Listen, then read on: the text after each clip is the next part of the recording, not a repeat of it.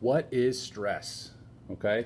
And I think a lot of times we focus on the stressors, like, other people, events, whatever it is. But keep in mind that everything that comes at you can potentially cause stress in your body. So dieting, stressful. Okay, cutting calories is stressful to your body. That's outside of what it's usually doing. It has a certain amount of calories you always eat, and when you deviate from that, the body starts to freak out. Now you lose weight, which is exciting, but the longer that you cut, the more stressful that dieting becomes, and the more likely it is that you'll break, and the more resistance your body will put up, either for holding on body water, and or your body starts to cool down. As you start to lose weight, it starts to cool down more and more, which is one of the reasons why weight maintenance is so difficult. Okay.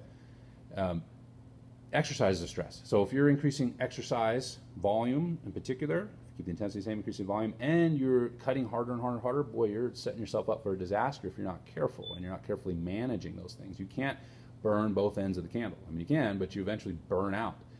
Okay? And that's what a lot of people do, right? Especially the new year, they exercise really, really hard, they cut their diet, and that goes well for a while, they see some results, and then they go too long and they start to reap the downside of stress too long. Athletes, you might, train in an overreaching cycle. You might go too long. You might go 6 weeks going all out. But if you're going to do that, then you need more than one deload week in order to come back from that. Everything's about stress. I see this day to day. So an athlete comes in, it's supposed to be a tremendous workout. I always beat myself up as a coach, and I started asking more questions because I'm not that smart. I catch on a little bit slow sometimes. Is what's going on? Why are you stressed? What's going on today? Why are you already tired? Well, I didn't sleep last night because my job or my girlfriend or my boyfriend or whatever, my kids, so on and so forth. Starts to make sense. They're pulling stress into the weight room before they even start their training. They are already beyond their ability to recover. They're going to have a bad workout. And not surprisingly, they do. Their nutrition's off, whatever it is, that causes a bad workout. So stress can be a good thing. It can drive change if managed properly. If you're going to cut weight and there's a major project in the next 12 weeks and you're going to try to cut weight for those next weeks, probably not a good idea if you're going to lose sleep and struggle for 4 weeks. Either stop the cut and maintenance during that time, or not. Don't start the cut till after you're done, maybe a week after you're done recovering from that work volume. Everything is a stress. You can only recover from so much, and it's accumulative, right? It's accumulative. Your work stress, your life stress, your relationship stress, your training stress, your diet stress, all those things are cumulative. If you look at a lot of high-level athletes, it's like, well, how do they train so hard and whatever. Certainly they have high levels of physiology in certain areas, but they're just mindful of their diets, and they don't have a lot of stress potentially that you and I might have. I have 2 kids and a mortgage and everything else like everybody else in the United States, or like a lot of people in the United States. That's a big assertion. That's stressful. That changes, how I train. That changes my training, how I feel day to day. If my daughter stays up all night, that changes my training the next day. Okay? So be realistic in what's going on in your life too, and that is going to impact your ability to see positive movement on the scale and or the waist, which is the measurement I like, body composition, or in your training, whether that's strength, hypertrophy, whatever it is. If you want to optimize your performance in the gym and with dieting, you should have zero life stress, which a lot of professional athletes do. That's why they see the tremendous results they do. Okay? So the next step then was, how do you manage stress? So you know what stress does. It can be a positive and a negative thing. A certain amount of stress that you can recover from is fantastic. I mentioned the elite athletes.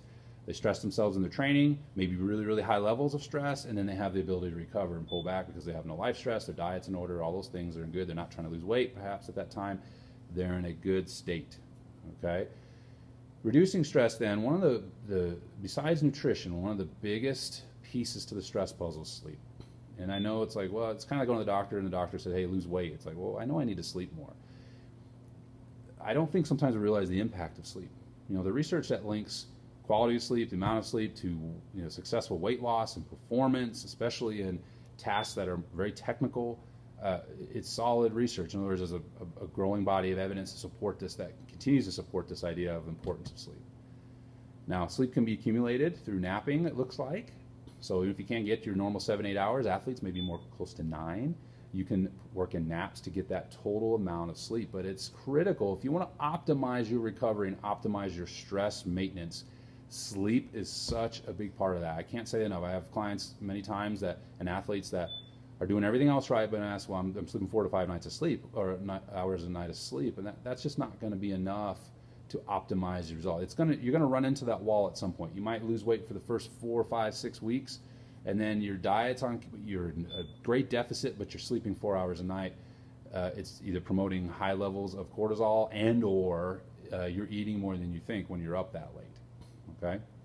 So stress management is critical in order to see prolonged results, whether that's weight maintenance, performance, whatever it is. You have to understand that the outside world influences what you're doing. You have to understand that things that may seem that they're not stressful on the surface, at least in terms of our traditional understanding of stress, like dieting, are stressful activities. One of the reasons you can't cut forever.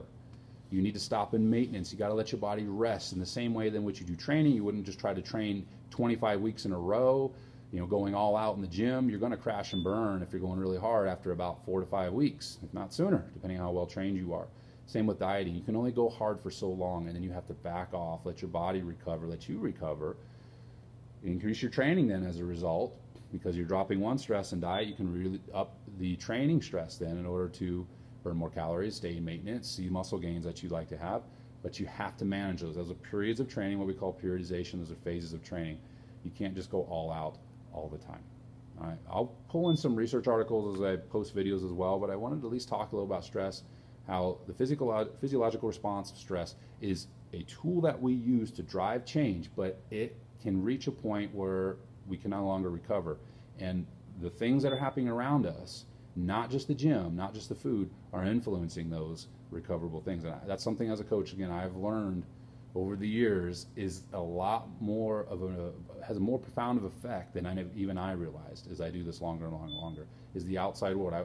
If somebody's training 3, 5, 6, 10 hours a week, that still is a small amount of time compared to what's going on outside the doors of the gym. Okay? So, as much as you can reduce life stress. I know that's difficult depending on your career, family situation, but just understand that those things, even stressing about dieting, is going to hamper your ability to see some results. You might need to cut in shorter blocks. You might need to have more deloads in your training. If you're a high stress person, you need to understand that about yourself and make the appropriate adjustments.